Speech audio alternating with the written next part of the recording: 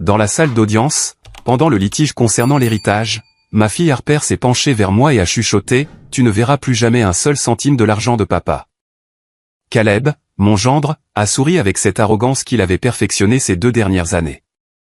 De toute façon, elle n'a jamais été capable de réussir dans la vie, a-t-il dit. Harper a ajusté les bijoux coûteux autour de son cou, ce collier de perles qui avait appartenu à ma mère et qu'elle avait tout simplement pris dans ma boîte à bijoux sans me demander. C'est à ce moment-là que la juge a ouvert mon enveloppe.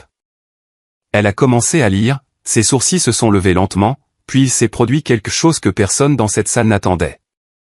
Elle a commencé à rire. Ce n'était pas un ricanement discret. C'était un rire franc et sonore qui a résonné contre les murs de la salle d'audience. C'est la meilleure chose que j'ai lue en 22 ans de carrière de magistrat, a-t-elle déclaré en continuant sa lecture, secouant la tête d'incrédulité.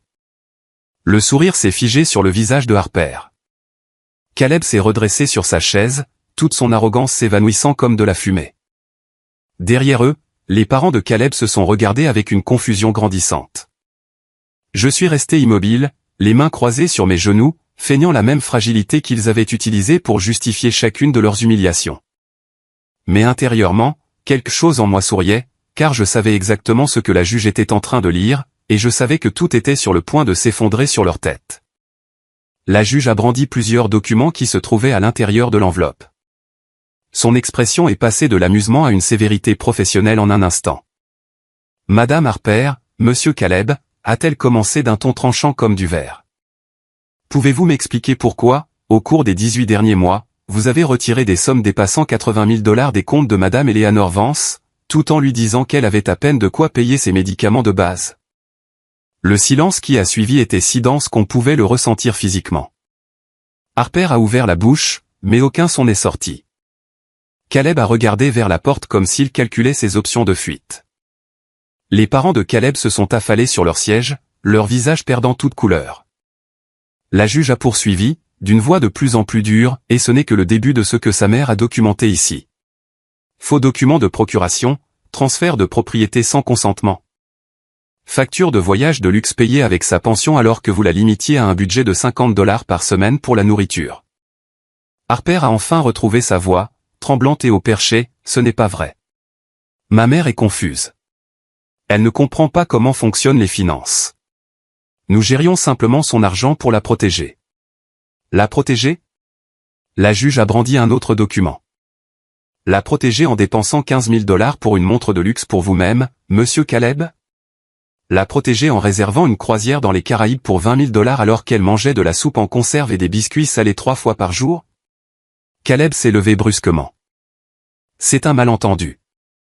Ma belle-mère nous a donné la permission d'utiliser cet argent. Elle voulait que nous en profitions. Tout est documenté. Oh, oui, c'est documenté, a souri la juge sans aucune bienveillance. C'est documenté dans les enregistrements audio que Madame Eleanor Vance a réalisés au cours des 6 derniers mois, où l'on vous entend clairement tous les deux discuter de la manière d'accélérer le processus pour la faire interner dans une maison de retraite publique et vendre sa maison avant qu'elle ne puisse y faire quoi que ce soit. Le visage de Harper s'est complètement effondré. Des larmes ont commencé à couler sur ses joues. Mais ce n'étaient pas des larmes de regret. C'étaient les larmes de quelqu'un qui venait de réaliser qu'elle avait tout perdu. Mais cela n'avait pas commencé aujourd'hui. Tout avait commencé il y a 2 ans, lorsque mon monde s'est effondré et que je croyais encore que ma fille m'aimait. Quand mon mari est mort, quelque chose en moi est mort aussi. Nous étions ensemble depuis 43 ans. Chaque matin, je me réveillais en m'attendant à le voir à mes côtés. Et chaque matin, la réalité me frappait à nouveau. Il n'était plus là. Les jours sont devenus gris, interminables, vides. Harper est arrivé un après-midi de novembre avec Caleb. Ils ont apporté des fleurs fraîches et une lasagne maison qui sentait bon comme celle que je faisais quand elle était enfant. Ils se sont assis avec moi dans le salon, sur ce canapé où son père avait l'habitude de lire le journal chaque dimanche. « Maman », a dit Harper en me prenant la main, la voix douce et inquiète. « Tu ne peux pas continuer ainsi. Papa n'aurait pas voulu te voir détruite de la sorte. Caleb et moi avons beaucoup parlé de cela. Nous voulons que tu viennes vivre avec nous. Nous avons cette grande chambre d'amis au 2e étage que nous n'utilisons jamais. Comme ça, tu ne seras pas seul. » Je ne voulais pas partir. Cette maison était toute ma vie. Chaque recoin abritait un souvenir. La tache de café sur le tapis de la cuisine que je n'avais jamais réussi à enlever complètement. Le cadre de la porte de la salle à manger où nous marquions la taille de Harper chaque année. Le jardin dont mon mari s'occupait chaque week-end. Mais Harper a insisté avec des arguments qui semblaient logiques, sensés, pleins d'une préoccupation sincère. Cette maison est trop grande pour toi toute seule, maman. Les taxes foncières sont exorbitantes. L'entretien te coûte une fortune, et le quartier n'est plus aussi sûr qu'avant. La semaine dernière, 3 maisons ont été cambriolées à 2 pâtés de maisons d'ici. Qu'est-ce qui se passerait si quelqu'un essayait d'entrer et que tu étais seul? Caleb a ajouté, de cette voix grave qu'il utilisait lorsqu'il voulait paraître protecteur et digne de confiance, Madame Vance, ce serait un honneur pour nous de prendre soin de vous. Vous êtes de la famille. Ma mère dit toujours que les aînés sont la sagesse de la maison. Nous ne voulons pas que vous restiez seul dans un moment aussi difficile. J'ai accepté. Mon Dieu, à quel point j'allais regretter cette décision. Les 3 premiers mois furent tolérables. Harper me préparait le petit déjeuner certains matins. Caleb me demandait comment j'avais dormi. Nous dînions ensemble le dimanche. Je me sentais à nouveau intégré à quelque chose, même si c'était différent. Même si l'absence de mon mari me faisait mal à chaque seconde. Mais ensuite, les changements subtils ont commencé. D'abord, ce fut ma carte de crédit. Un matin de février, j'ai essayé de l'utiliser à la pharmacie pour acheter mes médicaments, et elle a été refusée. J'ai appelé la banque depuis le téléphone de la pharmacie. Confuse et embarrassé tandis que la file d'attente s'allongeait derrière moi. Madame Vance, votre compte a été fermé il y a 3 semaines à la demande du titulaire principal du compte, m'a informé l'employé de la banque d'un ton professionnel et distant. Mais c'est moi la titulaire du compte, ai-je répondu, sentant la panique commencer à me serrer la gorge. Selon nos dossiers, Madame Harper Vance Miller est la titulaire principale. Vous êtes inscrite comme bénéficiaire secondaire. Je suis rentré à la maison en tremblant. Harper était dans la cuisine en train de préparer du café.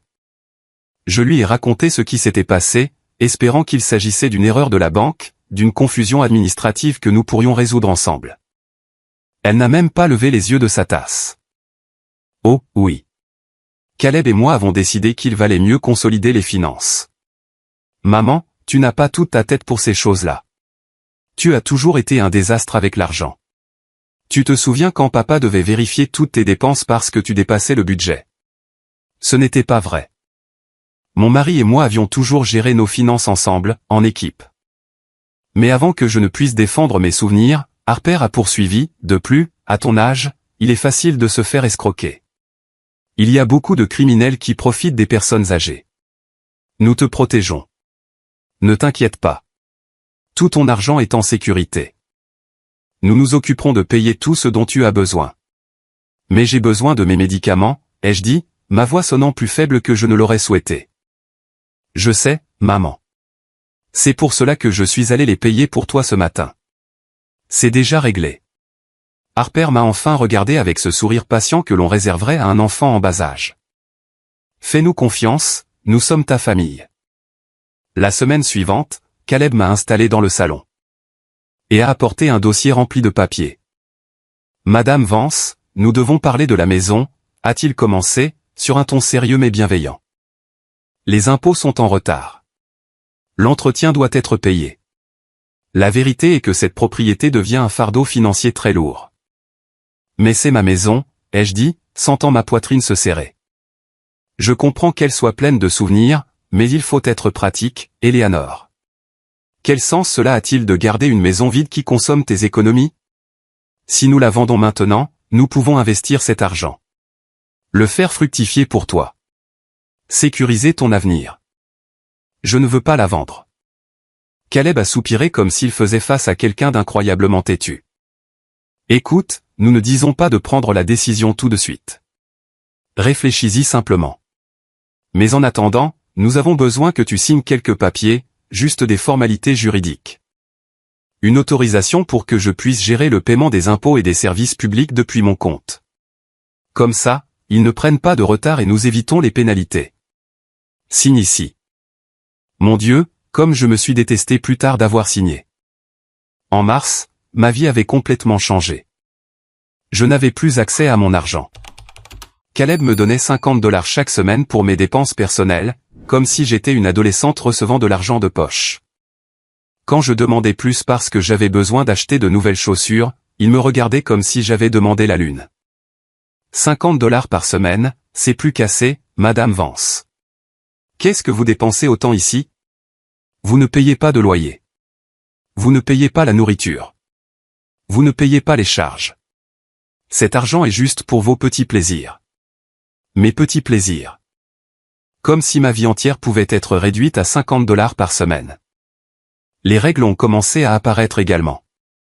Je ne pouvais pas utiliser le salon après 21h parce que Caleb avait besoin de silence pour travailler. Je ne pouvais pas inviter mes amis à la maison sans prévenir 2 jours à l'avance. Je ne pouvais pas utiliser le téléphone pour des appels interurbains. Je ne pouvais pas monter le son de la télévision trop fort. Je ne pouvais pas cuisiner avec certains ingrédients parce que Harper était au régime. C'est notre maison, maman, me rappelait Harper chaque fois que je remettais quelque chose en question. Une nuit d'avril, j'ai entendu des voix dans le bureau. La porte était entr'ouverte, et la voix de Caleb parvenait clairement jusqu'au couloir où j'étais allé chercher un verre d'eau. Nous ne pouvons pas continuer ainsi, Harper. Ta mère dépense plus qu'elle ne contribue. Les médicaments coûtent cher. Elle mange comme une famille de 3, et sa pension couvre à peine la moitié de ses dépenses. Je sais, a répondu Harper dans un soupir. Mais qu'est-ce que tu veux que je fasse? Je ne peux pas la jeter à la rue. Je ne dis pas cela. Je dis simplement que nous devons accélérer le processus pour la maison. Si nous la vendons bientôt, nous pourrons utiliser cet argent pour couvrir ses dépenses futures. Et si nécessaire, plus tard, nous pourrons chercher un endroit où elle sera bien soignée. Une maison de retraite? La voix de Harper semblait hésitante. Une résidence assistée, a corrigé Caleb. C'est différent, et il y a de très bonnes options qui ne sont pas si chères. Avec ce que nous obtiendrons de la vente de sa maison, nous pourrons payer plusieurs années d'avance et il nous restera un bon capital à investir. Je suis resté figé dans le couloir, le verre d'eau tremblant dans ma main. J'ai entendu Harper soupirer à nouveau. Tu as raison. Mais donnons-lui encore un peu de temps. Je ne veux pas qu'elle s'imagine que nous l'avons fait venir ici uniquement pour tout lui prendre. Bien sûr, chérie. Nous ferons cela avec précaution, calmement, mais nous devons commencer à préparer le terrain. Je suis retourné dans ma chambre sans faire de bruit. Cette nuit-là, je n'ai pas pu dormir. Les mots de Caleb résonnaient dans ma tête encore et encore. Accélérer le processus, résidence assistée, préparer le terrain. Le mois de mai est arrivé, et avec lui encore plus de restrictions. Les parents de Caleb, Richard et Barbara, ont commencé à nous rendre visite chaque week-end. Et avec leur arrivée, ma position dans cette maison est devenue encore plus claire. Je n'étais pas de la famille. J'étais un fardeau. Eleanor, tu pourrais nous apporter un peu plus de café, demandait Barbara depuis le canapé du salon. Ce même canapé où j'avais l'habitude de m'asseoir pour regarder mes émissions. Eleanor, cette nourriture est très salée. Tu ne peux pas cuisiner quelque chose de plus simple, commentait Richard, repoussant son assiette avec dégoût. Harper ne me défendait jamais. Caleb non plus. Ils se contentaient de me regarder, attendant que j'exécute leurs demandes, comme si j'étais la domestique. Un après-midi, alors que je faisais la vaisselle après l'un de ces repas de famille, j'ai entendu Barbara parler à Harper à voix basse dans la salle à manger. Ma chérie, tu dois être plus ferme avec elle. Les personnes âgées ont besoin de structure. Si tu la laisses faire tout ce qu'elle veut, elle va en profiter. Crois-moi, j'ai travaillé pendant 20 ans dans un centre gériatrique. Je sais comment ils sont. C'est juste que c'est ma mère, Barbara. Je ne peux pas la traiter comme. Harper a laissé sa phrase en suspens. Comme ce qu'elle est, a complété Barbara sans pitié. Une vieille femme qui dépend entièrement de vous. Plus tôt elle l'acceptera, mieux ce sera pour tout le monde. Et plus tôt tu l'accepteras, plus il sera facile de prendre les décisions nécessaires. J'ai fermé le robinet. Mes mains étaient rouges à cause de l'eau chaude et du savon. J'ai regardé mon reflet dans la vitre embuée de la fenêtre au-dessus de l'évier. Qui était cette femme? Où était passée Eleanor Vance? Celle qui avait élevé une fille pratiquement seule pendant 5 ans alors que son mari travaillait dans un autre État. Celle qui avait lancé une petite entreprise de pâtisserie qui avait fait vivre sa famille pendant la récession. Celle qui avait soigné son mari pendant sa dernière maladie sans jamais le laisser voir une seule de ses larmes. Quand étais-je devenu cette ombre qui demandait la permission d'utiliser le téléphone dans sa propre maison? Le mois de juin a apporté une nouvelle humiliation. Harper est entrée dans ma chambre un matin sans frapper. Elle tenait une boîte en carton dans ses mains et affichait une expression qui se voulait désinvolte mais ne parvenait pas à cacher quelque chose de plus sombre. « Maman, j'ai besoin que tu me donnes les clés de ta maison », a-t-elle dit en posant la boîte sur mon lit. « Pourquoi en as-tu besoin ? Caleb doit aller vérifier certaines choses. On signale qu'il y a eu à nouveau des cambriolages dans cette rue. Nous voulons nous assurer que tout va bien. De plus, nous devons récupérer des documents importants que tu as laissés là-bas. » Je lui ai donné les clés. Quel choix avais-je? Mais quelque chose dans mon estomac s'est tordu, me laissant un pressentiment terrible. 3 jours plus tard, Caleb est revenu avec plusieurs cartons. Il les a montés directement au grenier sans me dire ce qu'ils contenaient. Quand j'ai demandé à Harper ce qu'ils avaient rapporté de ma maison, elle a répondu avec irritation, juste de vieilles affaires qui prenaient la poussière, maman. De vieilles factures, des papiers sans importance. Nous les avons stockés au grenier au cas où tu en aurais besoin un jour. Mais honnêtement, ce ne sont que des babioles. Cette nuit-là, j'ai attendu que tout le monde dorme. Je suis monté au grenier avec une lampe de poche. Mon cœur battait si fort que je craignais que quelqu'un ne l'entende. J'ai ouvert les cartons d'une main tremblante. Ce n'étaient pas des babioles. C'étaient mes albums photos, mes diplômes d'études, les lettres que mon mari m'avait écrites quand nous étions jeunes, les souvenirs du baptême de Harper, ma boîte à bijoux avec les pièces que j'avais héritées de ma grand-mère, les actes de propriété de ma maison, des documents bancaires. Tout ce qui prouvait qui j'étais, tout ce qui reliait mon présent à mon passé avait été extrait de ma maison et caché ici comme s'il s'agissait de pièces à conviction d'un crime. J'ai pris les documents bancaires et les actes de propriété. Je les ai cachés au fond de mon placard, sous de vieux draps que personne ne vérifiait. Mon instinct me hurlait que quelque chose de terrible était sur le point de se produire. C'est en juillet que tout a dégénéré. Par un après-midi de chaleur étouffante, Caleb m'a appelé dans le salon.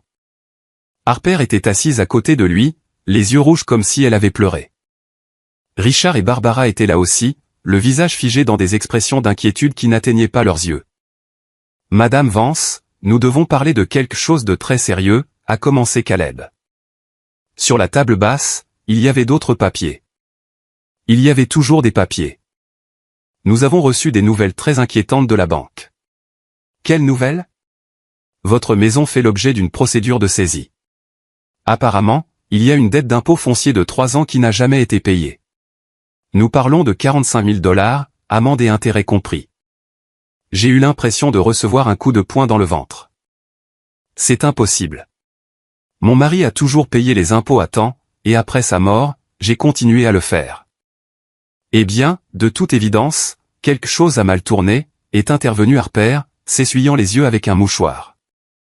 Peut-être que papa a oublié certains paiements quand il était malade. Ou peut-être que tu as oublié de les faire après. Nous ne te blâmons pas, maman. Nous savons que tu as été confuse. Je n'ai pas été confuse, ai-je dit. Mais ma voix sonnait faible, même à mes propres oreilles. Barbara s'est penchée en avant avec cette expression de fausse compassion qu'elle avait perfectionnée. Éléanore, ma chère, c'est très courant chez les personnes de votre âge. La mémoire flanche. Les choses s'oublient. Ce n'est pas ta faute, mais maintenant nous devons faire face aux conséquences. Le seul moyen de sauver la maison, a poursuivi Caleb, est de la vendre rapidement avant que la saisie ne soit finalisée. J'ai un acheteur intéressé qui est prêt à payer un prix équitable. Ce n'est pas la valeur totale du marché, bien sûr, car il doit assumer le risque de la dette. Mais au moins, vous récupérerez quelque chose. Combien? 120 000 $. Je l'ai dévisagé, incapable de croire ce que j'entendais. Cette maison valait au moins 350 000 $. Mon mari et moi l'avions achetée pour 80 000 $ il y a 30 ans, et le quartier avait pris énormément de valeur. C'est une fraction de ce qu'elle vaut, ai-je réussi à dire. C'est la seule chose que nous pouvons obtenir vu la situation, a répondu Caleb fermement. Et croyez-moi, c'est mieux que de tout perdre dans la saisie. Au moins de cette façon, vous aurez de l'argent pour vos dépenses futures. J'ai besoin de temps pour réfléchir. Il n'y a pas de temps, maman. La voix de Harper semblait presque désespérée. La banque nous a donné 10 jours pour résoudre cela, sinon elle procède à la saisie. Si cela arrive, tu perds tout et tu te retrouves en plus avec une tâche sur ton dossier de crédit. Tu ne pourras même pas louer un appartement par toi-même. Richard s'est raclé la gorge.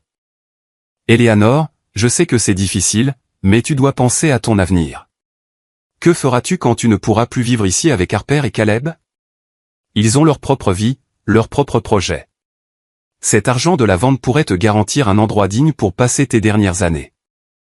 Mes dernières années. Comme si j'étais déjà morte.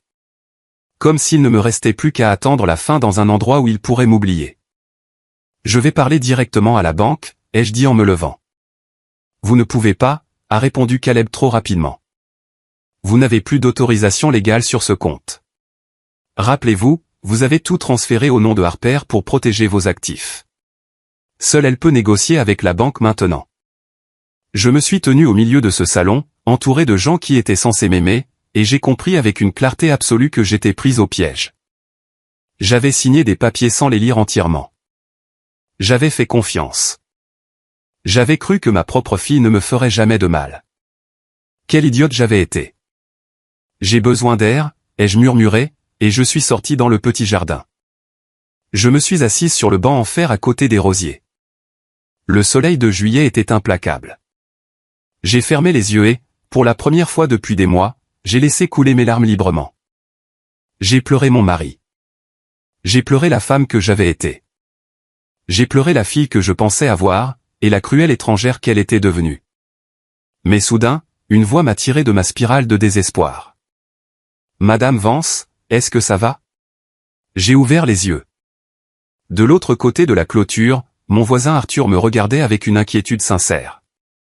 Arthur avait 72 ans, veuf comme moi, et il était l'ami de mon mari depuis des décennies. Je ne l'avais pas vu depuis des mois parce que Harper tournait toujours des excuses pour ne pas me laisser sortir seul. Arthur, ai-je dit, essuyant rapidement mes larmes. Quelle surprise! Je ne t'ai pas vu depuis de longs mois.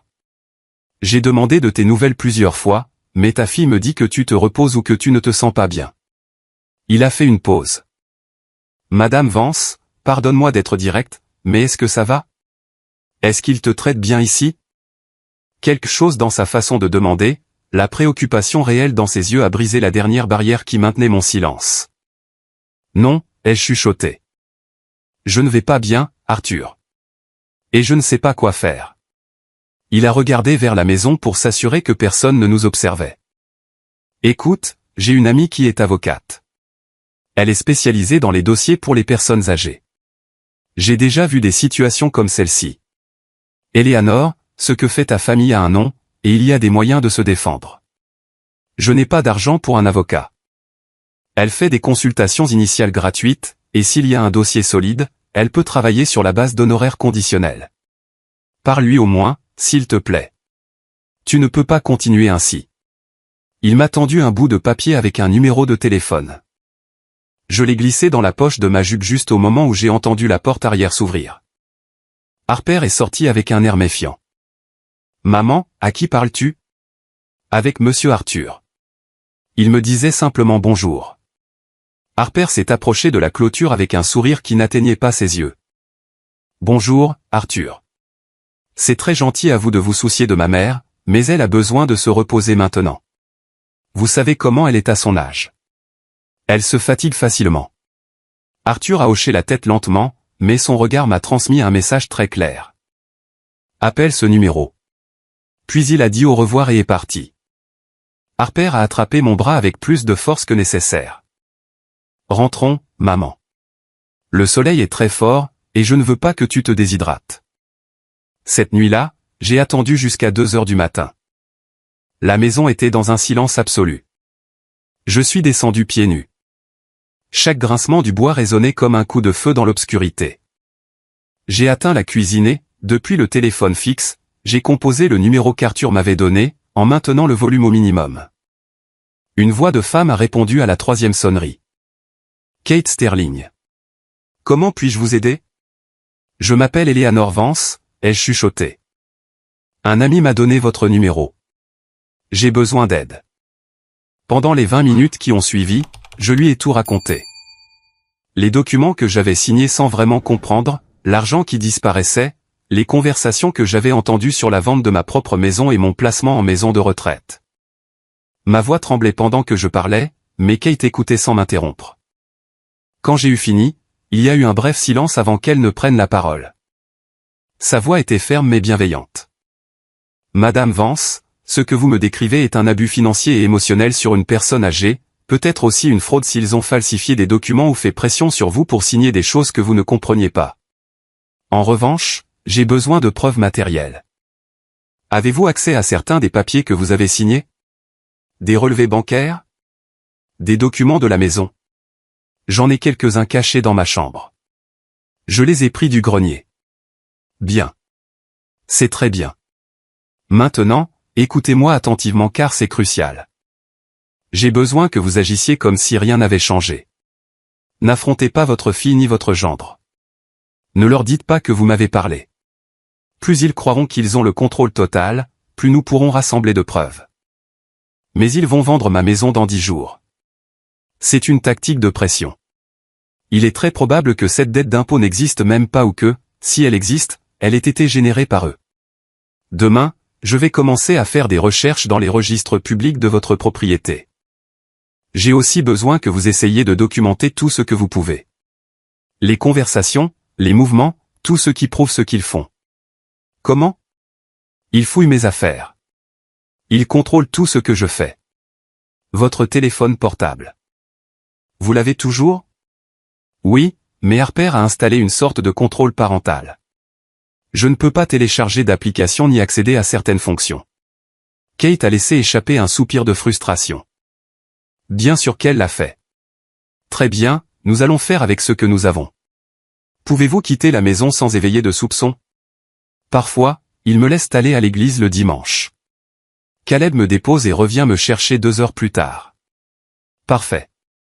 Ce dimanche, au lieu d'aller à l'église, venez à mon bureau. C'est à 3 pâtés de maison de l'église Saint-Antoine, au croisement de la 13e rue et de l'avenue Bolivar, bâtiment Miraflore, 3e étage. Apportez tous les documents possibles. Nous examinerons tout et élaborerons une stratégie. J'ai raccroché le téléphone, les mains tremblantes. Je suis monté dans les escaliers en essayant de ne pas faire de bruit, mais quand j'ai atteint le couloir, une lumière s'est allumée. Caleb se tenait devant la porte de sa chambre en pyjama, me regardant avec une expression indéchiffrable. Madame Vance, que faites-vous debout à cette heure? Mon esprit s'est emballé, cherchant une excuse.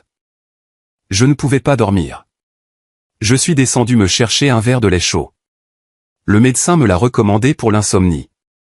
Il m'a observé pendant un instant qui a semblé éternel. Vous devez faire attention. À votre âge, une chute dans les escaliers la nuit pourrait être fatale. La prochaine fois, appelez-moi. Je vous apporterai ce dont vous avez besoin. Merci, Caleb. Je m'en souviendrai. Il a attendu que j'entre dans ma chambre. J'ai entendu ses pas s'éloignant seulement après avoir fermé la porte. Je me suis assise sur le lit, le cœur battant à tout rompre. Avait-il entendu ma conversation? Avait-il vu que j'utilisais le téléphone? Le dimanche est arrivé après 4 jours qui ont semblé durer 4 ans. Le matin, j'ai annoncé que j'irais à la messe. Harper m'a regardé avec surprise. Tu n'es pas allé à l'église depuis des mois, maman. Je sais, mais j'ai beaucoup réfléchi ces derniers temps. J'ai besoin de paix spirituelle. J'ai besoin de prier. Caleb a proposé de m'y conduire. Pendant tout le trajet, j'ai observé son profil tandis qu'il conduisait. Cet homme qui était entré dans ma vie avec des fleurs et des sourires, qui appelait ma fille, chérie, avec tant de douceur. Comment pouvait-il être le même qui planifiait de me dépouiller de tout et de m'enfermer dans une maison de retraite? Je te reprends dans 2 heures, a-t-il dit en s'arrêtant devant l'église. Ne va nulle part. C'est clair? Si tu as besoin de quoi que ce soit, appelle-moi à ce numéro. Il m'a montré son téléphone. Je l'ai mis en numérotation rapide sur ton téléphone. Je suis entré dans l'église comme si j'aimais y rester. Mais dès que sa voiture a disparu au coin de la rue, je suis sorti par la porte latérale.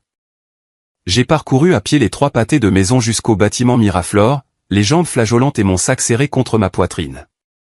À l'intérieur, je portais tous les documents que j'avais pu rassembler. Le bureau de Kate était au 3e étage, comme elle l'avait dit. C'était petit mais ordonné, avec des étagères remplies de livres de droit et un bureau en bois sombre. Kate était une femme d'environ 50 ans, les cheveux tirés en un chignon professionnel, des yeux intelligents derrière des lunettes rectangulaires. Madame Vance, m'a-t-elle accueilli avec une poignée de main ferme. Asseyez-vous, s'il vous plaît. Nous avons beaucoup à examiner et peu de temps. J'ai étalé tous les documents sur son bureau. Kate les a examinés un par un, prenant des notes sur un bloc, son front se plissant de plus en plus à chaque page lue. C'est pire que ce que je pensais, a-t-elle dit enfin. Cette procuration que vous avez signée ici donne pratiquement à votre fille le contrôle total de toutes vos finances et de vos décisions juridiques. Et regardez la date. Février, seulement 2 mois après la mort de votre mari. Quand vous étiez au plus bas. Caleb m'a dit que c'était juste pour faciliter le paiement des impôts. C'est un mensonge. Cela donne des pouvoirs beaucoup plus larges. Et ici, a-t-elle pointé un autre document, ce transfert de votre compte bancaire vers un compte joint avec votre fille. Vous vous souvenez avoir signé cela? J'ai secoué la tête. J'ai signé tellement de papiers ces jours-là. Caleb les mettait toujours devant moi et me disait où signer. J'ai fait confiance. C'était ma famille. Kate a pris une profonde inspiration. Madame Vance, j'ai enquêté sur vos registres de propriété comme je l'avais promis. La prétendue dette fiscale n'existe pas. Vos impôts sont totalement à jour. Quelqu'un ment délibérément pour vous forcer à vendre. J'ai eu l'impression qu'un poids s'envolait et qu'un autre, bien plus lourd, s'abattait sur moi en même temps. Il n'y avait pas de dette, mais cela signifiait que ma propre fille m'avait menti droit dans les yeux pour me voler ma maison. Il y a plus, a continué Kate. J'ai examiné les mouvements de votre compte bancaire avant qu'il ne le fermât. Au cours des 6 derniers mois avant le transfert, il y a eu des retraits importants. 5 000 $ ici, 8 000 $ là, 10 000 $ par-ci. Tous effectués avec votre carte, mais à des dates et dans des endroits où, d'après ce que vous m'avez dit, vous viviez déjà avec votre fille. Je n'ai pas fait ces retraits. Je sais, mais quelqu'un ayant accès à votre carte l'a fait. Et après le transfert, les mouvements sont encore plus révélateurs. Elle a tourné son ordinateur portable pour me montrer. Regardez ses dépenses. Une croisière pour 18 000 $. Des achats dans des magasins de luxe, de la joaillerie, des restaurants chers. Pendant ce temps, d'après ce que vous m'avez dit, il vous donnait 50 $ par semaine pour vos dépenses. Les chiffres dansaient devant mes yeux. Des milliers et des milliers de dollars. Mon argent. L'argent que mon mari et moi avions économisé durant 40 ans de dur labeur, disparaissant dans le luxe pour ma fille et son mari, pendant qu'ils me faisaient culpabiliser de demander de l'argent pour de nouvelles chaussures. Combien ont-ils dépensé au total, ai-je demandé d'une voix à peine audible. Kate a vérifié ses notes. Au cours des 18 derniers mois, environ 83 000 $ à partir de vos comptes personnels. Et ce n'est que ce que je peux tracer. S'il y a d'autres comptes ou transactions qui n'apparaissent pas sur ces relevés, le montant pourrait être plus élevé. 83 000 $. J'ai senti la pièce tourner autour de moi. Madame Vance, j'ai besoin que vous m'écoutiez très attentivement, a dit Kate en se penchant en avant. Ce que fait votre famille est un délit criminel. Abus financier, exploitation de personnes âgées, possible fraude documentaire. Mais pour pouvoir agir légalement, nous avons besoin de preuves plus solides, de déclarations enregistrées, de documents supplémentaires, de témoins. Comment vais-je obtenir cela? Il contrôle chacun de mes mouvements. C'est pourquoi nous devons être très stratégiques. Tout d'abord, je vais préparer une requête auprès du tribunal pour geler tous vos comptes et propriétés jusqu'à ce que l'enquête soit menée. Cela les empêchera de vendre votre maison ou de continuer à dépenser votre argent, mais j'ai besoin de votre autorisation formelle. Elle m'a tendu des papiers. Cette fois, je les ai lus entièrement avant de signer. Il s'agissait de documents juridiques la nommant comme ma représentante légale et l'autorisant à agir en mon nom pour protéger mes actifs. Deuxièmement, a-t-elle poursuivi, j'ai besoin qu'à votre retour dans cette maison, vous agissiez comme la personne vulnérable et confuse qu'il croit que vous êtes. Laissez-les parler si vous le pouvez, enregistrez les conversations. Votre téléphone a un enregistreur vocal, n'est-ce pas? Je pense que oui. Elle m'a appris à l'activer sans être remarqué en utilisant une séquence de boutons latéraux qui ne nécessitaient pas de déverrouiller l'écran. Entraînez-vous à faire cela.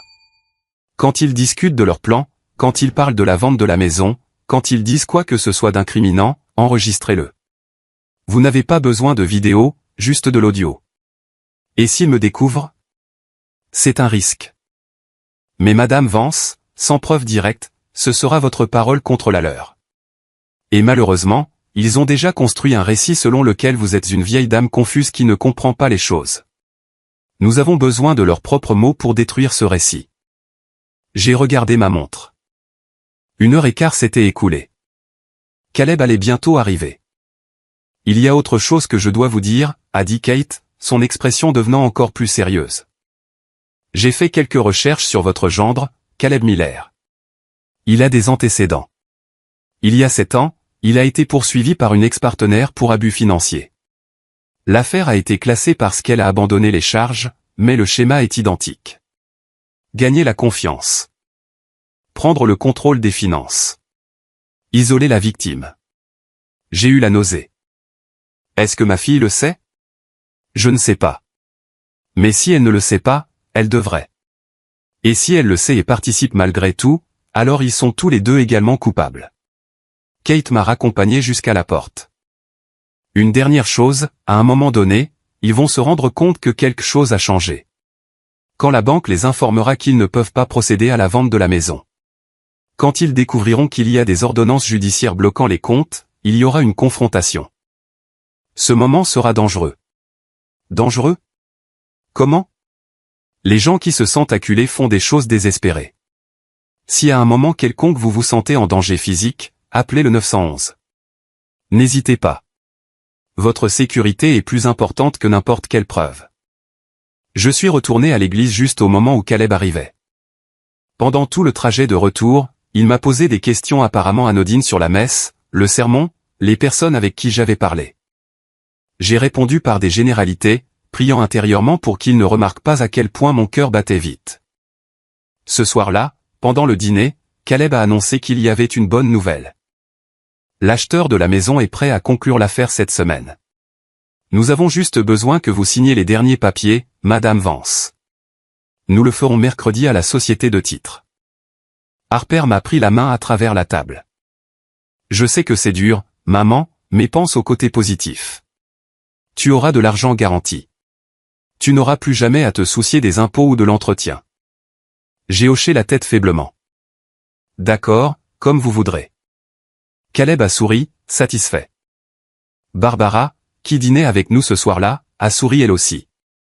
Ce soir-là, quand tout le monde s'est endormi, j'ai sorti mon téléphone. Avec des doigts maladroits à cause du stress, j'ai activé l'enregistreur comme Kate me l'avait appris. Je l'ai laissé enregistrer sous mon oreiller. Rien ne s'est passé cette nuit-là, mais j'étais prête pour le moment venu. Le lundi matin, j'ai entendu des voix en colère provenant du bureau. J'ai saisi mon téléphone, j'ai activé discrètement l'enregistreur et je me suis approché de la porte fermée. C'est impossible. C'était la voix de Caleb, plus forte que je ne l'avais jamais entendue.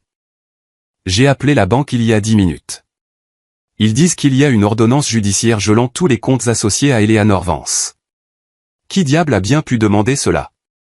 Ça doit être une erreur de la banque, a répondu Harper. Mais sa voix semblait effrayée. Maman n'a pas la capacité mentale de demander une chose pareille. Elle ne sait même pas faire fonctionner son téléphone. Quelqu'un l'a fait pour elle. Quelqu'un qui en sait trop. Il y a eu un lourd silence. Ce maudit voisin. Arthur. Ce vieux fouineur. Je les ai vus parler dans le jardin. Je parie qu'il l'a mis en contact avec un avocat, un de ceux qui profitent des personnes âgées confuses. Qu'est-ce qu'on va faire? On avait tout planifié. La signature pour la maison était dans 4 jours. J'ai déjà dépensé 15 000 $ pour la compte du nouvel appartement que nous allions acheter. Bon sang, Caleb. Je t'ai dit de ne rien dépenser tant que nous n'avions pas l'argent de la maison entre les mains. Tu m'avais dit que c'était une affaire sûre. Tu disais que ton ami à la société de titres pouvait tout accélérer sans problème. Et cela aurait été le cas si ta mère n'était pas allée chercher de l'aide juridique. Caleb a frappé sur quelque chose. probablement le bureau. Nous devons agir vite. S'il y a une enquête, ils vont tout découvrir. Les retraits, les danses, les transferts, tout. À quel point est-ce grave? Très grave, Harper. Nous parlons d'accusations criminelles, de fraude, d'abus de faiblesse sur personnes âgées. Nous pourrions aller en prison, des années en prison. Le silence qui a suivi était chargé de panique.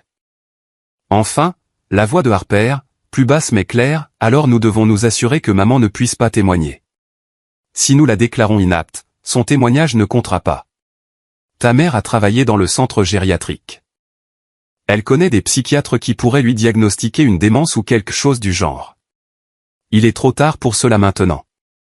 Il y a déjà un avocat impliqué. Il y a déjà des ordonnances judiciaires. Alors qu'est-ce que tu suggères? Il y a eu une longue pause. Nous devons l'obliger à tout abandonner. La plainte, les ordonnances, tout. La convaincre qu'elle commet une erreur, qu'elle est manipulée. Si elle retire tout volontairement, nous pourrons continuer comme si de rien n'était. Et comment la convaincre de cela? La pression. Nous lui ferons comprendre que si elle continue, elle perdra sa seule famille. Qu'elle se retrouvera complètement seule. Qu'aucun juge ne la croira plutôt que nous. Nous sommes jeunes, instruits, respectables. C'est une veuve de 68 ans avec des problèmes de mémoire. Qui vont-ils croire? Ma main tremblait tellement que j'ai failli faire tomber le téléphone, mais je l'ai tenu fermement, enregistrant chaque parole empoisonnée. Et si ça ne marche pas? La voix de Caleb est devenue plus sombre. Il y a toujours le plan B. On l'a fait interner pour son propre bien. Une évaluation psychiatrique d'urgence. 48 heures d'observation minimum. Le temps qu'elle sorte, si elle sort, nous aurons déjà déplacé ce que nous devons déplacer. Caleb, ça va trop loin là. Harper, réveille-toi. Soit nous agissons maintenant, soit nous perdons tout. Et pas seulement l'argent de ta mère. Notre réputation, notre liberté, tout. C'est ça que tu veux? Je n'ai pas entendu la réponse de Harper car à ce moment-là mon téléphone a vibré à cause d'un appel entrant. Je l'ai coupé immédiatement, mais c'était trop tard. La conversation dans le bureau s'est arrêtée brusquement. Tu as entendu ça? A demandé Caleb. Je me suis précipité vers la cuisine aussi vite que mes jambes me le permettaient, essayant d'avoir l'air occupé lorsque la porte du bureau s'est ouverte d'un coup sec. Caleb est sorti le premier, ses yeux balayant le couloir, le salon, jusqu'à ce qu'il me trouve près de l'évier. Madame Vance, depuis combien de temps êtes-vous là? Je viens de descendre, ai-je dit de la voix la plus tremblante que j'ai pu simuler. J'allais me faire un thé. Il s'est approché lentement, étudiant mon visage. Votre téléphone? Faites-moi voir. Mon cœur s'est arrêté de battre pendant une seconde. Mon téléphone? Pourquoi en avez-vous besoin? Donnez-le-moi, Madame Vance. Je ne vais pas me répéter. D'une main tremblante, j'ai sorti le téléphone de ma poche. J'avais arrêté l'enregistrement juste avant de courir à la cuisine. Caleb l'a pris et a commencé à le vérifier, ouvrant des applications, consultant l'historique des appels, les messages. J'arrivais à peine à respirer. Harper est apparu derrière lui, les yeux également pleins de méfiance. As-tu appelé quelqu'un ce matin, maman? Non, j'étais juste. Je regardais de vieilles photos. Ça me rend triste, mais ça m'apporte aussi du réconfort. Caleb m'a rendu le téléphone après ce qui a semblé être une éternité. Très bien, mais rappelez-vous, si vous devez téléphoner, vous devez le faire depuis le fixe de la maison. Votre forfait de données mobiles a expiré, et nous ne voulons pas que vous dépensiez de l'argent inutilement. C'était un mensonge. J'avais payé mon propre forfait bien avant de m'installer chez eux, mais j'ai hoché la tête avec soumission. Pendant les 2 jours suivants, la tension dans la maison était palpable. Caleb et Harper chuchotaient constamment. Richard et Barbara sont arrivés le mardi soir, et tous les 4 se sont enfermés dans le bureau pendant des heures. Je suis resté dans ma chambre en faisant semblant de lire, mais en réalité je réécoutais encore et encore l'enregistrement que j'avais fait. Chaque mot incriminant y était d'une clarté parfaite. Le mercredi matin, Caleb est entré dans ma chambre sans frapper. « Habillez-vous, Madame Vance. Nous allons à la société de titres dans 1 heure. C'est l'heure de signer les papiers de la maison. » Je ne vais rien signer, ai-je dit, Et ma propre voix m'a surprise par sa fermeté. Caleb est resté immobile dans l'encadrement de la porte. Comment? J'ai dit que je n'allais pas signer. Je ne vais pas vendre ma maison. Et je sais qu'il n'y a pas de dette fiscale. Je sais que vous m'avez menti. Son expression est passée de la surprise à la fureur en une seconde. Harper, viens ici, a-t-il crié vers le couloir. Ma fille est apparue quelques instants plus tard. En voyant l'expression de Caleb, son visage a pâli. Qu'est-ce qui ne va pas? Ta mère dit qu'elle ne va pas signer. Elle dit qu'elle sait que nous lui avons menti au sujet des impôts. Harper m'a regardé avec un mélange de colère et de ce qui aurait pu être de la peur. Maman, quelle bêtise racontes-tu? Bien sûr qu'il y a une dette. Nous t'avons montré les papiers de la banque. De faux papiers. Kate l'a vérifié. Mes impôts sont à jour. Ils l'ont toujours été. C'était un mensonge pour faire pression sur moi pour vendre. Le silence qui a suivi fut comme une explosion. Caleb a fermé la porte de ma chambre avec un coup si violent que les murs en ont tremblé. Kate? Qui diable est Kate? Sa voix était dangereusement basse. Mon avocate. Et elle sait tout. Les 83 000 $ que vous avez volés, les voyages, les bijoux, les restaurants, tout. Payé avec mon argent alors que vous me faisiez croire que j'étais un fardeau pour vous. Harper s'est laissé tomber sur le bord de mon lit, le visage complètement livide. Caleb, elle sait. Mon Dieu, elle sait tout. Tais-toi, Harper. Caleb s'est approché de moi, sa présence se faisant intimidante. Écoutez-moi bien, vieille fouineuse. Je ne sais pas ce que cette avocate de pacotille que vous avez engagée vous a raconté, mais vous commettez une grave erreur. Nous sommes votre famille. La seule chose que vous ayez dans ce monde. Si vous nous accusez de quoi que ce soit, vous serez laissé complètement seul. C'est ça que vous voulez? Mourir seul dans un endroit sans que personne ne vienne vous voir?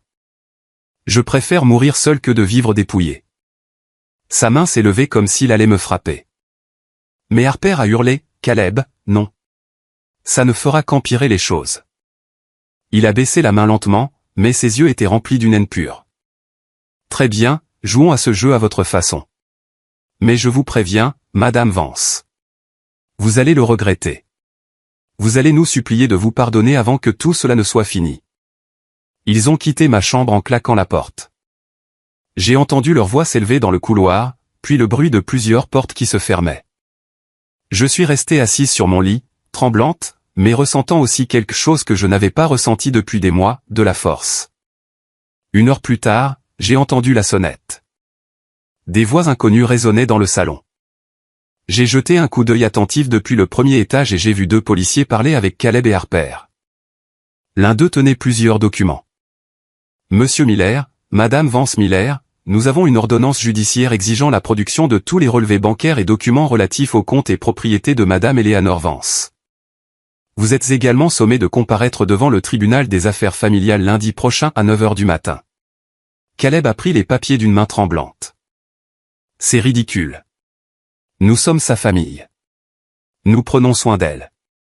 Elle est confuse. Elle a des problèmes de mémoire. Elle ne sait pas ce qu'elle dit. Cela sera déterminé par le juge, monsieur. Pour l'instant, vous êtes légalement obligé de n'effectuer aucune transaction supplémentaire relative au compte de Madame Vance et de comparaître à la date indiquée. Compris? Après le départ des policiers, la maison a explosé.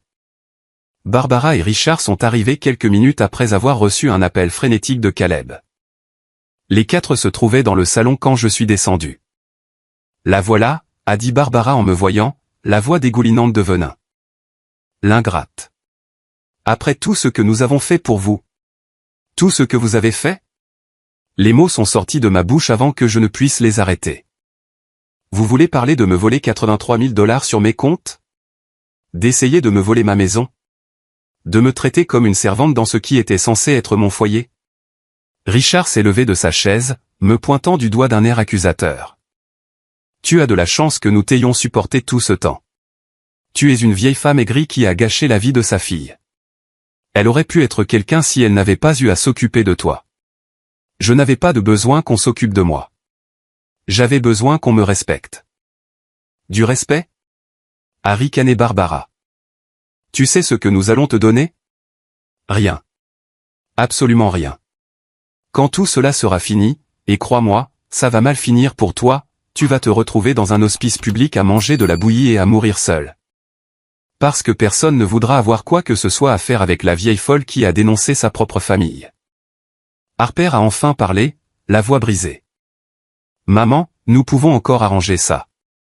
Retire la plainte. Retire tout. Nous pouvons oublier ce qui s'est passé. Nous pouvons repartir à zéro. Repartir à zéro. Je l'ai regardé droit dans les yeux. Repartir à zéro en te laissant me dépouiller? Repartir à zéro en faisant semblant de n'avoir pas entendu vos projets de m'interner? Repartir à zéro en étant la vieille idiote qui signe tout ce que vous mettez sous ses yeux. Tu es ma mère, a hurlé Harper, les larmes coulant sur ses joues. Tu es censé me faire confiance. Et toi tu étais censé m'aimer. Mais l'amour ne se mesure pas à ce que l'on peut voler à quelqu'un, Harper. Ton père serait dévasté s'il savait ce que tu es devenu. C'était comme si je l'avais frappé. Son visage s'est complètement décomposé et elle a couru vers les escaliers en sanglotant. Caleb m'a regardé avec une haine absolue. J'espère que ça en vaut la peine, a-t-il dit d'une voix glaciale. J'espère que ces avocats et cet argent t'apporteront la chaleur que ta famille t'a donnée, parce que désormais tu n'as plus rien d'autre que cela. Ce soir-là, j'ai préparé une petite valise. J'ai appelé Kate depuis le téléphone de la cuisine à 3 heures du matin. J'ai besoin de quitter cette maison maintenant. Êtes-vous en danger immédiat? Je ne sais pas, mais après aujourd'hui, je ne me sens plus en sécurité ici. Très bien. J'ai des contacts dans un foyer d'accueil temporaire pour personnes âgées en situation d'abus. Je peux faire le nécessaire pour demain matin de bonne heure. Mais Madame Vance, une fois que vous aurez franchi ce pas, il n'y aura plus de retour en arrière. La confrontation finale au tribunal sera inévitable. Je sais, et je suis prête. À 6 heures du matin, avant que quiconque ne se réveille, je suis descendu avec ma valise. Arthur m'attendait dehors dans sa voiture, comme Kate l'avait organisé. Je n'ai pas regardé en arrière lorsque la porte s'est refermée derrière moi. Je ne pouvais pas me permettre de douter maintenant. Le foyer était un bâtiment discret du centre-ville géré par une organisation à but non lucratif qui aidait les personnes âgées en situation d'abus. La directrice, une femme nommée Emanuela, m'a accueilli avec une réelle chaleur. Madame Vance, ici vous êtes en sécurité. Personne ne peut entrer sans autorisation. Nous avons des caméras de sécurité, du personnel 24 heures sur 24 et nous travaillons directement avec les autorités. Votre famille ne peut pas vous atteindre ici.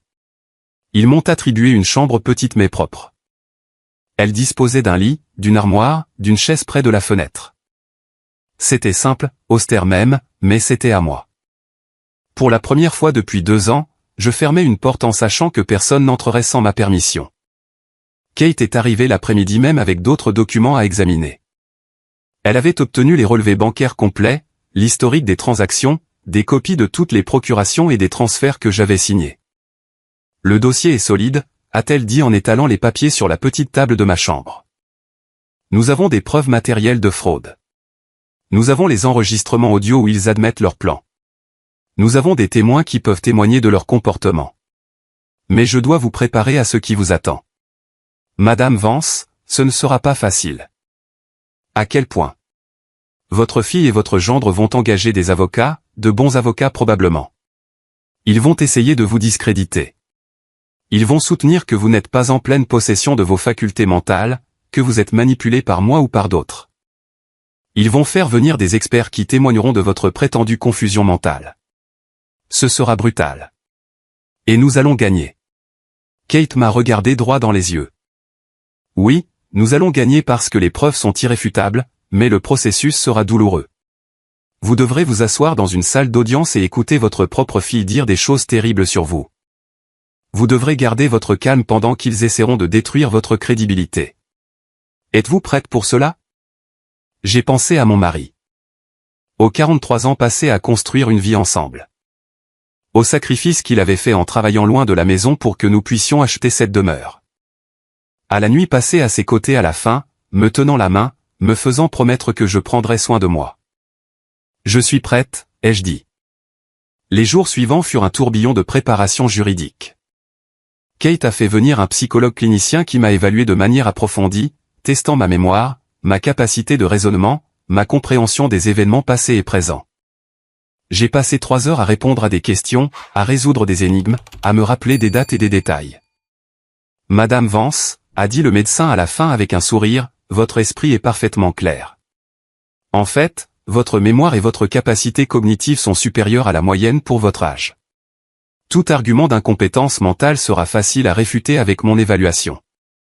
Nous avons également dû préparer mon témoignage. Kate m'a fait revoir chaque détail encore et encore. Quand vous serez à la barre, m'a-t-elle instruit, ne vous laissez pas provoquer.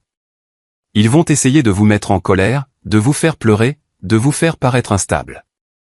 Ne répondez qu'à ce qu'ils vous demandent. Soyez clair, direct, honnête. Votre vérité est votre meilleure arme. Le vendredi, j'ai reçu un appel. C'était Harper. Je ne sais pas comment elle a obtenu le numéro du foyer, mais sa voix semblait désespérée à l'autre bout du fil. Maman, s'il te plaît. Nous devons parler. Tout cela a dépassé les bornes. Je n'ai jamais voulu te faire de mal. Caleb et moi essayions juste de t'aider, et les choses se sont compliquées. Et pourtant nous pouvons arranger ça. S'il te plaît, ne viens pas au tribunal lundi. Retire tout et nous pourrons résoudre cela en famille. Nous ne sommes plus une famille, Harper, ai-je dit d'une voix calme. Nous avons cessé d'être une famille quand tu as décidé que mon argent avait plus de valeur que ma dignité. Tu es ma mère. Tu ne peux pas me faire ça. Sais-tu ce qui se passera si nous perdons ce procès? Tu en connais les conséquences. Oui, je connais parfaitement les conséquences. Ce sont les conséquences de tes propres actes. Tu vas le regretter. Sa voix a changé, devenant plus dure. Quand tu seras seul, quand personne ne voudra entendre parler de toi, quand tu réaliseras que tu as détruit ta seule famille pour de l'argent, tu vas le regretter. L'argent n'a jamais compté pour moi, Harper. Ce qui comptait, c'était toi. Mais la fille que j'ai élevée est morte à un moment donné et je ne m'en suis pas rendu compte. La femme que tu es aujourd'hui m'est étrangère. J'ai raccroché avant qu'elle ne puisse répondre. Mes mains tremblaient, mais pas de peur. C'était de la colère mêlée à une tristesse si profonde qu'elle me faisait physiquement mal. Le dimanche, Kate est arrivée avec des nouvelles. Les avocats de votre fille ont déposé une requête d'urgence soutenant que vous êtes retenu contre votre gré dans le foyer et que vous devez faire l'objet d'une évaluation psychiatrique. La juge l'a rejetée après avoir examiné l'évaluation du docteur Martinez. Ils ont également essayé d'accéder à vos comptes, arguant qu'il y avait des frais médicaux urgents à payer. Cela a également été rejeté. Ils sont désespérés, extrêmement désespérés, et cela les rend dangereux sur le plan juridique. Ils vont jeter toutes les ordures possibles au tribunal. J'ai appris qu'ils avaient engagé un avocat très agressif, connu pour ses tactiques d'intimidation, Marcus Thorne. Il est doué dans ce qu'il fait, c'est-à-dire détruire la crédibilité des témoins. Comment s'y prend-il? Il prend de petites incohérences dans les témoignages et les amplifie. Il trouve des erreurs mineures dans les dates ou les détails et les présente comme des mensonges délibérés. Il pose des questions conçues pour troubler ou forcer les gens à se contredire. C'est un expert pour faire passer les honnêtes gens pour des menteurs. Et comment l'arrêtons-nous? En étant absolument précise, en disant « je ne me rappelle pas » quand on ne se souvient pas de quelque chose au lieu de deviner, en ne se laissant pas presser de donner des réponses dont on n'est pas sûr, et surtout, en gardant son calme. Peu importe son agressivité. Nous avons passé tout le dimanche à nous entraîner. Kate me posait des questions pièges, m'interrompait, haussait le ton, essayait de m'embrouiller sur les dates et les détails encore et encore jusqu'à ce que mes réponses deviennent automatiques, calmes, précises. Le lundi s'est levé gris et froid. Je me suis habillé d'un tailleur simple que Kate m'avait acheté. Un pantalon gris, un chemisier blanc, un pull en laine, rien de voyant, rien qui n'attire l'attention. Je voulais ressembler à ce que j'étais, une femme mûre, digne, sincère. Arthur a insisté pour nous accompagner au tribunal. Ton mari était mon ami. Je lui ai promis que si jamais tu avais besoin d'aide, je serais là. Aujourd'hui, tu as besoin d'aide. Nous sommes arrivés au palais de justice à 8h30. Les couloirs étaient pleins d'avocats avec des mallettes, de familles attendant leur dossier, du bourdonnement constant des discussions juridiques. Kate m'a guidé vers une salle d'attente privée. Votre dossier est le 3e de la matinée. Nous commencerons probablement vers 10 heures. Comment vous sentez-vous? Effrayé, mais prête. À 9h50, on nous a appelés. Nous avons descendu le couloir vers la salle d'audience. Les portes en bois sombre se sont ouvertes et tout est devenu réel d'une manière qui ne l'avait pas été jusqu'à ce moment. Harper était assise du côté gauche de la salle avec Caleb, Richard et Barbara. Tous les quatre m'ont regardé quand je suis entré. L'expression de Harper était un mélange de douleur et de colère. Caleb m'a simplement observé avec des yeux froids. Richard et Barbara m'ont regardé comme si j'étais un déchet. À côté d'eux se tenait leur avocat, Marcus Thorne. C'était un homme d'environ 50 ans, costume cher, cheveux parfaitement coiffés, le genre de personne qui savait exactement de quel pouvoir elle disposait et aimait l'utiliser. Nous nous sommes assises du côté droit. Kate a ouvert sa mallette et a commencé à organiser les documents. Arthur s'est assis dans la rangée derrière nous, sa présence silencieuse mais réconfortante. Tout va bien se passer, a chuchoté Kate. Tu te souviens de ce que nous avons répété? La juge est entrée et nous nous sommes tous levés. C'était une femme d'environ 55 ans. Expression sérieuse, yeux intelligents qui semblaient ne rater aucun détail. Elle a pris place derrière le haut pupitre et a examiné les documents devant elle. Dossier numéro 23412, a annoncé le greffier. Eleanor Vance contre Harper Vance Miller et Caleb Miller, poursuite pour abus financiers, fraude et exploitation de personnes âgées. La juge a levé les yeux, bonjour à tous. C'est un dossier particulièrement délicat impliquant des relations familiales et des allégations graves. Nous procéderons avec respect, mais aussi avec la rigueur que la loi exige. Les deux parties sont-elles prêtes à présenter leurs arguments d'ouverture? Kate s'est levée. Prête, votre honneur. Marcus Thorne s'est levé également, son sourire confiant. Tout à fait prête, votre honneur. Procédez, maître Sterling, a indiqué la juge. Kate s'est s'approchée du pupitre d'un pas sûr. Votre honneur, cette affaire représente l'un des exemples les plus clairs et les plus douloureux d'abus systématiques envers une personne âgée que j'ai vu en 20 ans de pratique.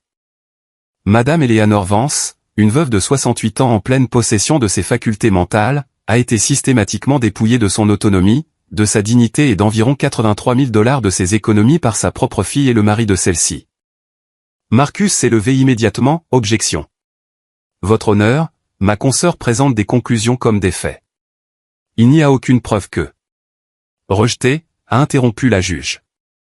Ce sont des déclarations d'ouverture, maître Thorne. Vous aurez l'occasion de les réfuter. Continuez, maître Sterling. Kate a hoché la tête.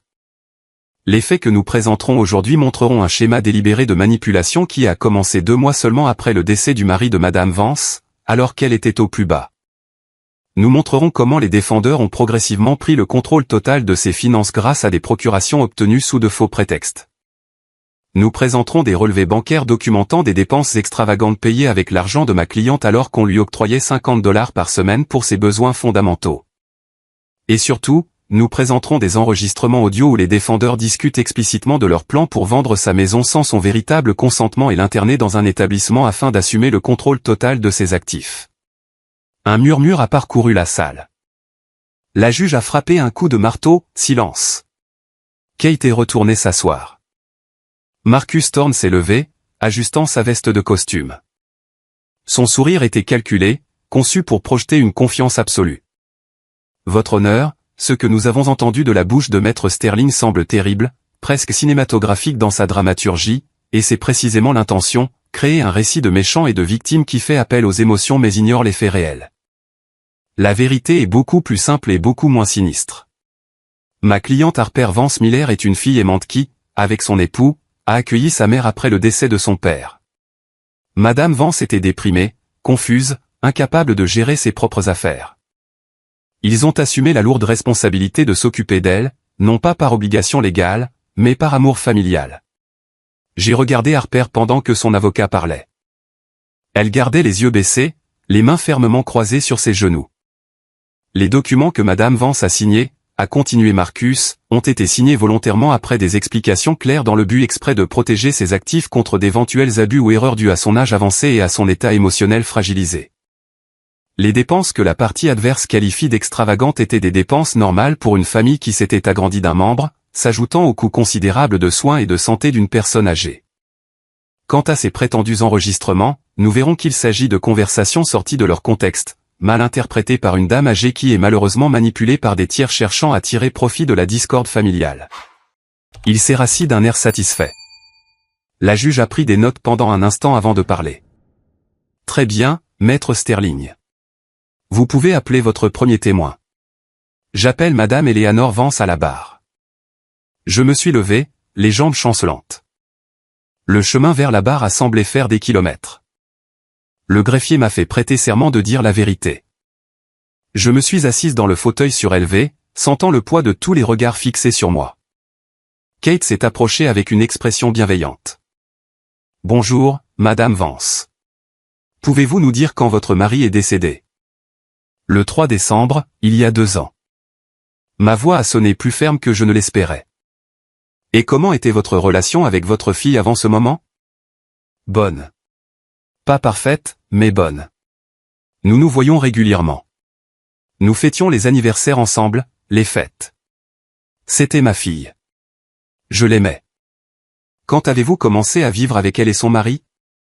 Environ 2 mois après le décès de mon mari. En février de l'année suivante.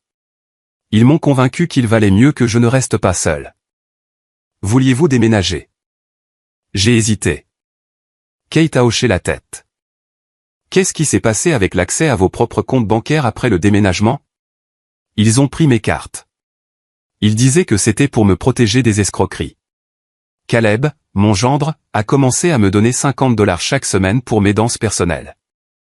$50 par semaine? Oui. Et quels étaient vos revenus mensuels à ce moment-là? Entre votre pension et vos économies.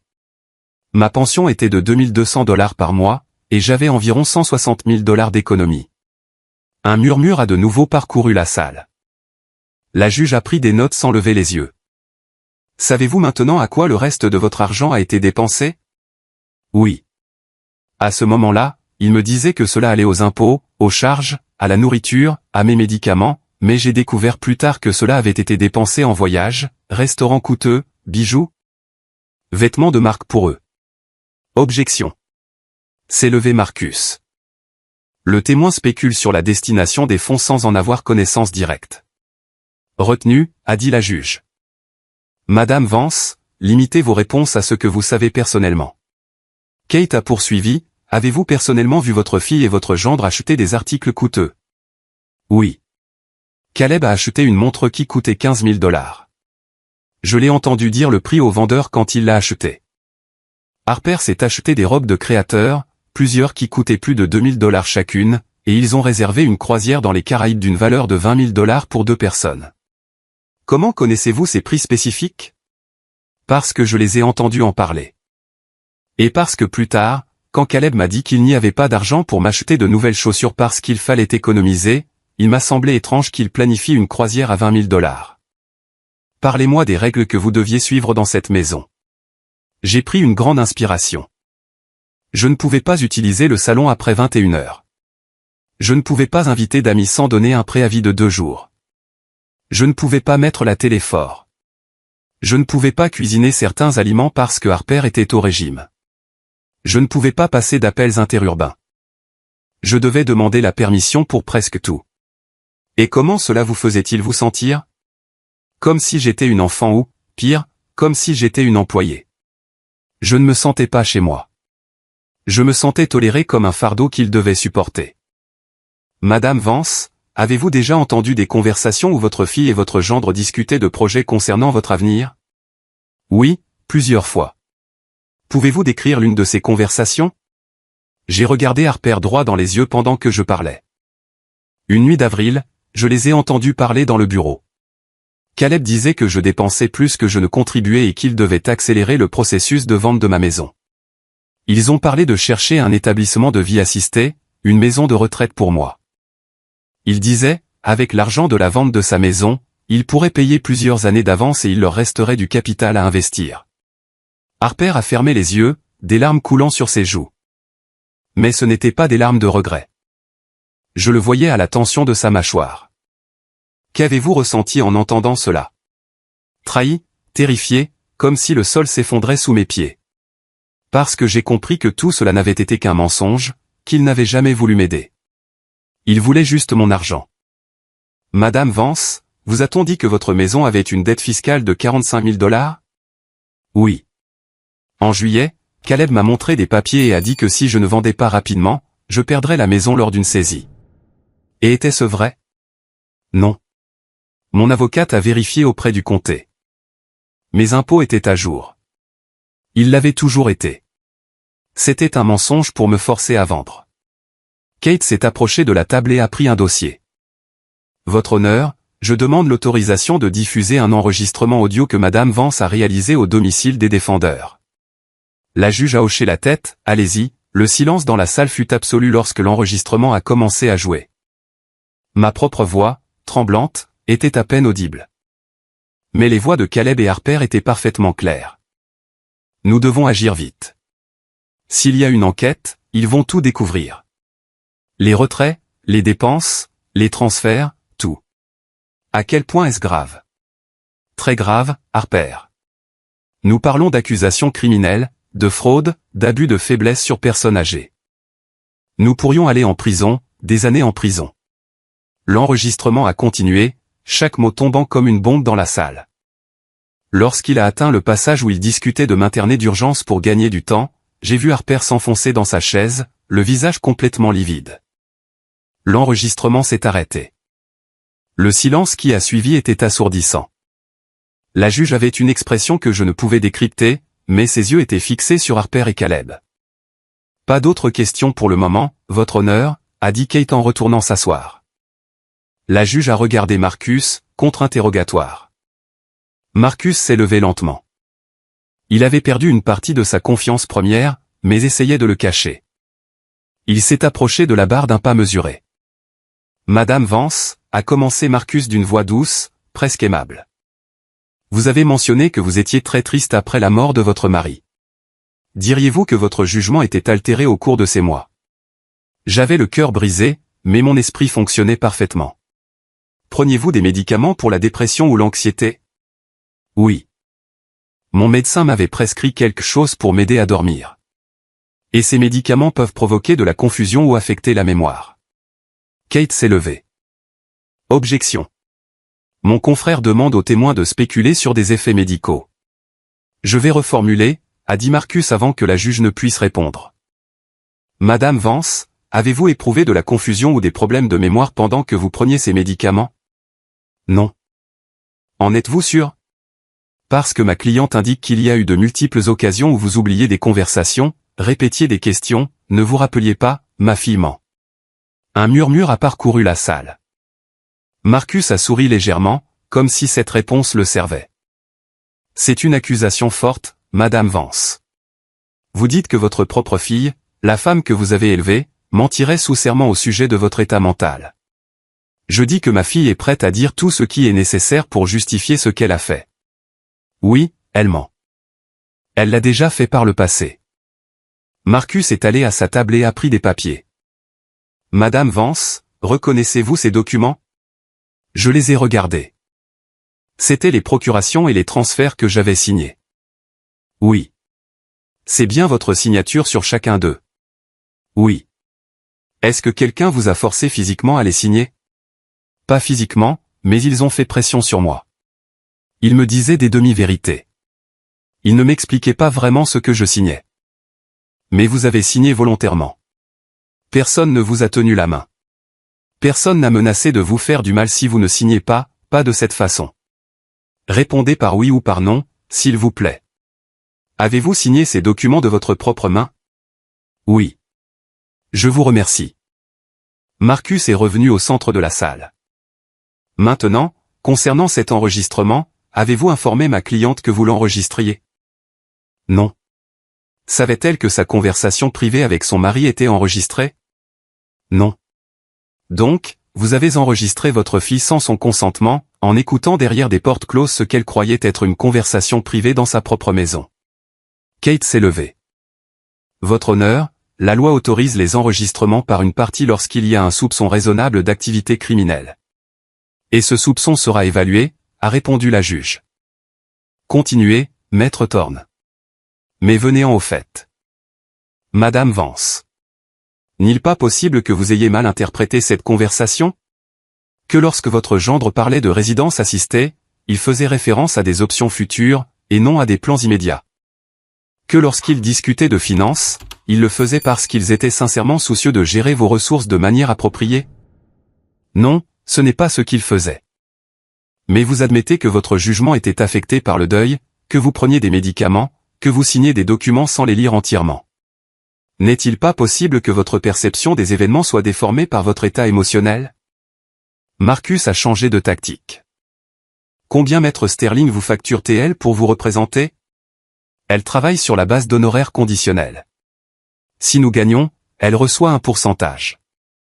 Ah, elle a donc un intérêt financier important à gagner cette affaire. N'est-il pas commode que soudainement toutes ces preuves soient apparues? Ces enregistrements. N'est-il pas possible que quelqu'un vous manipule pour monter un dossier qui n'existe pas réellement? Je me suis penché en avant, le regardant droit dans les yeux. Monsieur Thorne, j'ai vécu 68 ans. J'ai élevé une fille pratiquement seule pendant 5 ans. J'ai eu ma propre entreprise. J'ai soigné mon mari pendant sa maladie terminale. Je ne suis pas une vieille dame confuse que l'on peut manipuler facilement. Je sais exactement ce que ma fille et son mari m'ont fait. Et aucune de vos questions pièges ne changera ces faits. La salle est devenue silencieuse. Marcus m'a regardé pendant un long moment, puis a regardé la juge. Pas d'autres questions. Je suis retourné m'asseoir. Kate m'a brièvement serré la main. C'était parfait, a-t-elle chuchoté. Les deux témoins suivants furent le docteur Martinez, qui a présenté mon évaluation psychologique démontrant une pleine compétence mentale, et un expert comptable judiciaire qui a détaillé chaque transaction suspecte, les retraits massifs, les dépenses de luxe. Et les écarts entre les revenus déclarés et les dépenses réelles. Lorsque Marcus a appelé Harper à la barre, la salle était tendue d'anticipation. Ma fille s'est avancée à pas lents, comme si chaque pas lui coûtait un effort immense. Elle a prêté serment de dire la vérité et s'est assise. Harper, a commencé Marcus d'une voix douce. Aimez-vous votre mère? Oui. Sa voix était à peine un murmure. Je l'aime. Pourquoi l'avez-vous invitée à vivre avec vous? Elle venait de perdre mon père. Elle était détruite. Elle ne mangeait pas bien, ne dormait pas, ne sortait pas de la maison. J'avais peur qu'elle se laisse mourir de tristesse. Je voulais prendre soin d'elle, la protéger. Et les documents qu'elle a signés, les procurations, les transferts. Dans quel but les lui avez-vous demandé? Pour la protéger. Maman a toujours été un peu négligente avec l'argent. C'était papa qui gérait tout. Sans lui, j'avais peur qu'elle fasse des erreurs, que quelqu'un en profite. Je voulais juste que ses finances soient organisées et en sécurité. Avez-vous volé l'argent de votre mère? Non. Chaque dollar que j'ai dépensé l'a été pour entretenir la maison où elle vivait, payer ses besoins, assurer son bien-être. Kate s'est levée pour le contre-interrogatoire. Son expression était de marbre. Madame Vance Miller, vous dites que chaque dollar était pour le bien-être de votre mère. Est-ce que la croisière de 20 000 $ était pour le bien-être de votre mère? Harper a hésité. Nous avions besoin d'une pause. S'occuper de quelqu'un est épuisant. Est-ce que votre mère est allée sur cette croisière? Non. Répondez par oui ou par non, s'il vous plaît. Est-ce que la montre à 15 000 $ de votre mari était pour le bien-être de votre mère? C'était. C'était un cadeau d'anniversaire. Payé avec l'argent de votre mère alors que vous lui donniez 50 $ par semaine. Est-ce que les robes de créateur à 2 000 $ chacune étaient pour le bien-être de votre mère? J'avais besoin de vêtements appropriés pour. Oui ou non, Madame Vance Miller? Ces robes étaient-elles pour le bien-être de votre mère? Non. Des larmes commençaient à couler sur le visage de Harper. Madame Vance Miller, dans l'enregistrement que nous avons entendu, vous et votre mari parler d'accusations criminelles et d'aller en prison. Pourquoi auriez-vous cette conversation si vous preniez convenablement soin de votre mère? Nous avions peur. L'avocate de maman déformait tout, faisant passer des actions innocentes pour criminelles. Est-ce que mentir au sujet d'une dette fiscale de 45 000 $ est une action innocente? Harper n'a pas répondu. Est-ce que planifier d'interner votre mère dans une maison de retraite sans son consentement est une action innocente? Je n'ai jamais. Vos propres mots sont sur cet enregistrement. Madame Vance Miller, laignez-vous? C'était sorti de son contexte.